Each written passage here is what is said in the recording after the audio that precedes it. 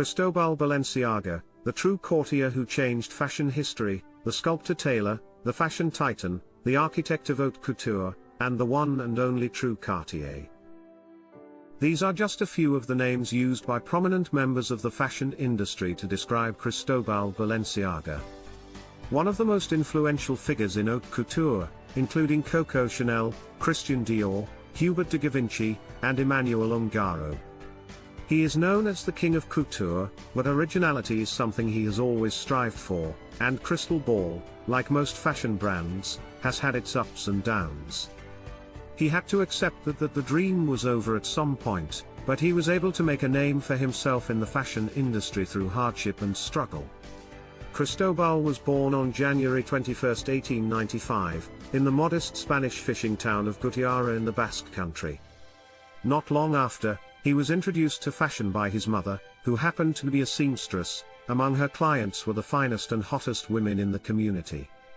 Cristobal began his tailoring apprenticeship at the age of 12 in the nearby resort city of San Sebastian, where he opened his first fashion company in 1917 under the name Isa, a diminutive of his mother's maiden name. Later, he opened stores in Madrid and Barcelona, and his creations were popular with Spanish royal families and fashionable aristocrats. Unfortunately, due to the Spanish Civil War, he was forced to close his business in 1937. After relocating to Paris in the aftermath of the French Civil War, he established the House of Balenciaga, and quickly established himself as a designer of unwavering standards.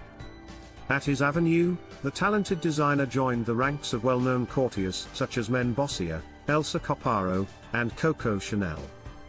Lta George V. In August 1937, Cristobal held his first runway show, showcasing a collection heavily influenced by the Spanish Golden Age. Cristobal interpreted a variety of historical patterns throughout his career, but his early entry into the fashion industry gave him an advantage. His unrivaled understanding of textile manipulation, dramatic use of texture and color, and superb craftsmanship set him apart. He was the first to introduce new female silhouettes and shapes. Most designers begin their construction process with the sketch, but Cristobal began with the fabric, paving the way for contemporary design. As a result, many designers praised him for his unparalleled understanding of the art and architecture of clothing, and he rose to prominence in the world of popular fashion by 1939. The crystal ball had been lauded as a revolutionary force in fashion by the French press, and buyers and clients were vying for access to his line. Even before World War II, the Nazis were huge fans of French couture. And they generally gave the courtier the option of siding with them, continuing to operate, or being forced to do so. As a result of being forced out of business, many well-known brands, including Louis Vuitton, Chanel, Hugo Boss, Dior, and, of course, Balenciaga, have strong ties to the Nazi Party. In exchange for keeping his Altier, Balenciaga would make clothes for high-ranking Nazi women. There were claims that he had extra hands through the inmates or at least knew their names. They were allowed to copy his designs for Nazi women. To be clear, records were lost at the end of the war, so no designers are specifically mentioned in the book.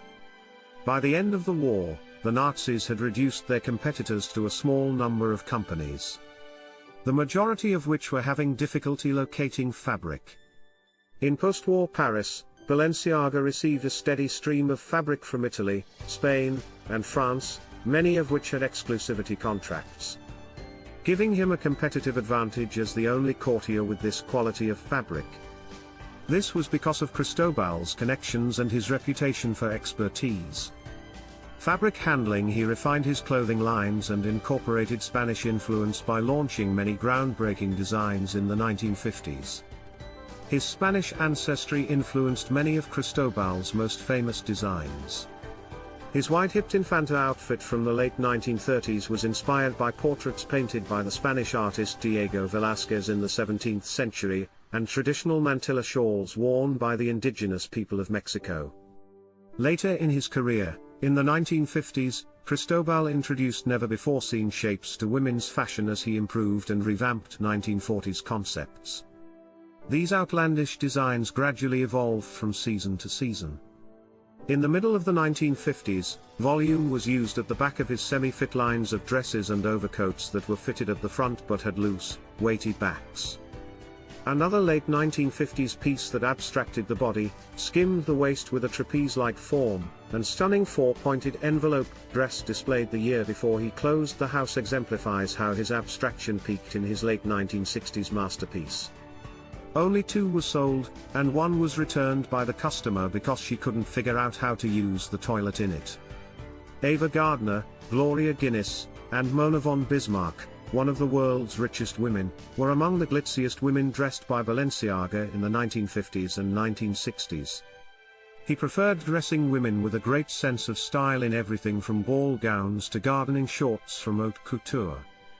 And because he frequently had incredibly devoted customers, he quickly became the fashion titan that we all know. Cristobal was a relatively private person in comparison to several other well-known designers of the time. He resisted courting the media throughout his 50-year career, conducting only 1 interview despite being elusive. Cristobal sparked a fashion revolution and are still admired by contemporaries such as Christian Dior and Coco Chanel, as well as the most recent top designers.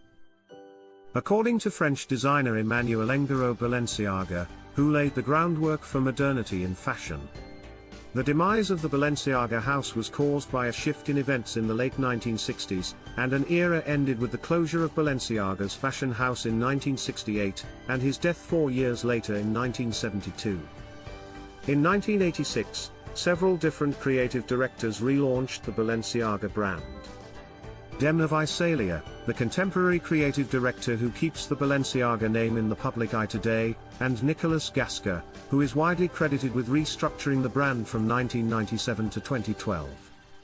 Both designers have worked closely with the Balenciaga house archives, drawing inspiration for their cut, shape, and material choices from the master's original designs. The V&A houses the largest collection of Balenciaga clothing and headpieces in the UK. Cecil Beaton, a well-known society photographer, used his connections to assemble a notable collection of 20th-century couture for the museum, filling a significant gap in the museum's collection. Cecil Beaton's groundbreaking exhibition was inspired by this. The current generation of fashion designers continues to draw inspiration from Balenciaga items, which are among the most frequently studied in the fashion industry today, which opened in 1972. From its beginnings as a pioneer of haute couture to its current status as a posh street-style staple, this brand has undergone numerous transformations. It is still one of the world's largest billion-dollar fashion houses. We'd love to hear your thoughts in the comments. Please like and subscribe to the channel so we can see you in the next video.